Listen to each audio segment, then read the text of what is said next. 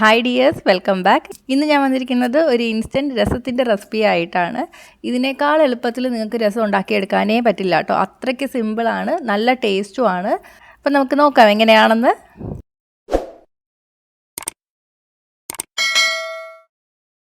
ആദ്യം നമുക്ക് രസത്തിന് വേണ്ടിയിട്ടുള്ള കൂട്ടൊന്ന് അരച്ചെടുക്കണം.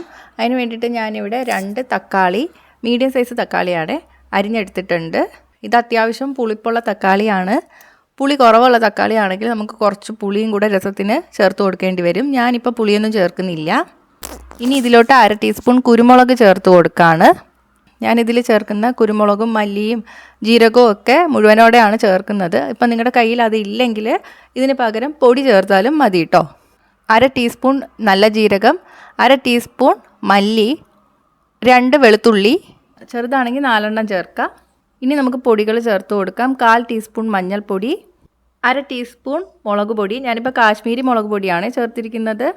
ഇനി ഇതെല്ലാം കൂടി ഞാൻ അരച്ചെടുക്കാൻ പോവുകയാണ്. ഇപ്പം ഞാൻ കുഞ്ഞുങ്ങളും കൂടെ ഉള്ളതുകൊണ്ട് അധികം എരിവ് ഇട്ടിട്ടില്ല. ഇപ്പോൾ എരിവ് കൂടുതൽ വേണമെന്നുള്ളവർക്ക് നിങ്ങളുടെ ടേസ്റ്റിനനുസരിച്ചിട്ട് മുളക് പൊടിയോ അല്ലെങ്കിൽ കുരുമുളക് പൊടിയോ അഡ്ജസ്റ്റ് ചെയ്താൽ മതി. പിന്നെ നമ്മൾ ഇതിൻ്റെ കൂടെ പച്ചമുളകും കൂടെ ചേർക്കും. എരിവ് നന്നായിട്ട് ഇഷ്ടമുള്ളവർക്കാണെങ്കിൽ പച്ചമുളക് ഈ അരയ്ക്കുന്നതിൻ്റെ കൂട്ടത്തിലിട്ട് തന്നെ അരച്ചെടുക്കാം. ഞാനിപ്പോൾ ഇതിൻ്റെ കൂട്ടത്തിലിട്ടിട്ട് അരച്ചെടുക്കുന്നില്ല, അല്ലാതെ പിന്നെ അരിഞ്ഞ് ചേർക്കാൻ പോവുകയാണ്. ഇനി നമുക്കിത് വെള്ളമൊന്നും ഒഴിക്കേണ്ട, അല്ലാതെ തന്നെ അരച്ചെടുക്കാം. ഇതുപോലെ അരച്ചെടുക്കുക. ഇനി അരച്ചെടുത്തത് ഒരു പാത്രത്തിലോട്ട് ഒഴിച്ചു കൊടുക്കാം. ഇതിൻ്റെ കൂടെ ഞാൻ 2.25 കപ്പ് വെള്ളവും കൂടെ ചേർത്ത് കൊടുക്കുകയാണ്. ഞാനെടുത്തിരിക്കുന്ന കപ്പ് 240 ml ആണ് കേട്ടോ. സാധാരണ നമ്മൾ വെള്ളമൊക്കെ കുടിക്കാൻ വേണ്ടിയിട്ട് എടുക്കുന്ന മീഡിയം സൈസ് ഗ്ലാസ് ഇല്ലേ, അതിലാണ് അളന്നെടുത്തിരിക്കുന്നത്.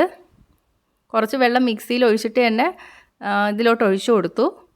ഇനി ഇതിലോട്ട് ഒരു പച്ചമുളക് വേണമെങ്കിൽ ഈ സമയത്ത് ചേർക്കാം, അല്ലെങ്കിൽ അരച്ചെടുത്ത സമയത്ത് ചേർത്ത് കൊടുക്കുക. ഒരു പിടി മല്ലിയില, ഒരു തണ്ട് കറിവേപ്പില, ഒരു ചെറിയ കഷ്ണം ശർക്കര, ആവശ്യത്തിന് ഉപ്പ്. നന്നായിട്ട് കലക്കി മിക്സ് ചെയ്ത് നോക്കുക. ഉപ്പ് കുറവാണെങ്കിൽ ചേർത്ത് കൊടുക്കുക കേട്ടോ. എരിവും ഉപ്പും പുളിയും ഒക്കെ നോക്കുക. കുറവാണെങ്കിൽ അഡ്ജസ്റ്റ് ചെയ്ത് കൊടുക്കുക കേട്ടോ.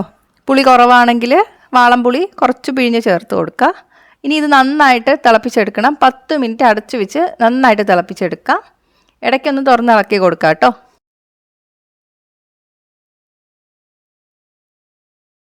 പത്ത് മിനിറ്റ് കഴിഞ്ഞിട്ടുണ്ട്. രസമൊക്കെ റെഡി ആയിട്ടുണ്ട് കേട്ടോ. ഞാൻ തീ ഓഫ് ചെയ്യുകയാണ്. ഇനി നമുക്കൊന്ന് താളിച്ച് ചേർക്കണം. അതിന് വേണ്ടിയിട്ട് ഒരു പാൻ ചൂടാക്കി എടുക്കുക. ഇതിലോട്ട് 1 ടീസ്പൂൺ നെയ്യ് ചേർത്ത് കൊടുക്കുക. നെയ്യ് ചേർക്കുമ്പോൾ നല്ല ടേസ്റ്റാണ് രസത്തിന്. നെയ്യ് ഇഷ്ടമില്ലാത്തവർക്ക് വേണമെങ്കിൽ വെളിച്ചെണ്ണ ചൂടാക്കി എടുക്കുക. നെയ്യ് ചൂടായിട്ട് വരുമ്പോൾ 1/4 ടീസ്പൂൺ കടുക് ചേർത്ത് പൊട്ടിക്കാം. 2 വറ്റൽമുളക് മുറിച്ചിട്ട് ചേർക്കുക. ഇതിലോട്ട് 1/4 ടീസ്പൂൺ കായപ്പൊടി ചേർത്ത് കൊടുക്കുക. ചില കായപ്പൊടിക്ക് ടേസ്റ്റ് കുറവായിരിക്കും, അപ്പം ചിലപ്പം കുറച്ച് കൂടുതൽ ചേർക്കേണ്ടി വരും കേട്ടോ. ഇനി ഇതെല്ലാം കൂടി നമുക്ക് രസത്തിലോട്ട് ഒഴിച്ചു കൊടുക്കാം. നന്നായിട്ട് മിക്സ് ചെയ്തെടുക്കാം. അപ്പോൾ രസം റെഡി ആയിട്ടുണ്ട്. നല്ല ടേസ്റ്റാണ്. ഈസി അല്ലേ? ഇതിനേക്കാൾ എളുപ്പത്തിൽ നിങ്ങൾക്ക് രസം തയ്യാറാക്കാൻ പറ്റില്ലല്ലോ. അപ്പോൾ ഒന്ന് ട്രൈ ചെയ്ത് നോക്കാം കേട്ടോ. ട്രൈ ചെയ്തിട്ട് നിങ്ങളുടെ അഭിപ്രായങ്ങൾ കമൻറ്റ് ചെയ്യുക. ഇഷ്ടമായെങ്കിൽ ലൈക്കും ഷെയറും ചെയ്യുക. ഇഷ്ടപ്പെട്ടില്ലെങ്കിൽ ഡിസ്ലൈക്കും ചെയ്യുക. കൂടുതൽ റെസിപ്പികൾക്കായിട്ട് ചാനൽ ഇതുവരെ സബ്സ്ക്രൈബ് ചെയ്തിട്ടില്ലെങ്കിൽ സബ്സ്ക്രൈബ് ചെയ്യാനും മറക്കല്ലേ. അടുത്തൊരു റെസിപ്പി ആയിട്ട് കാണാം. ബൈ.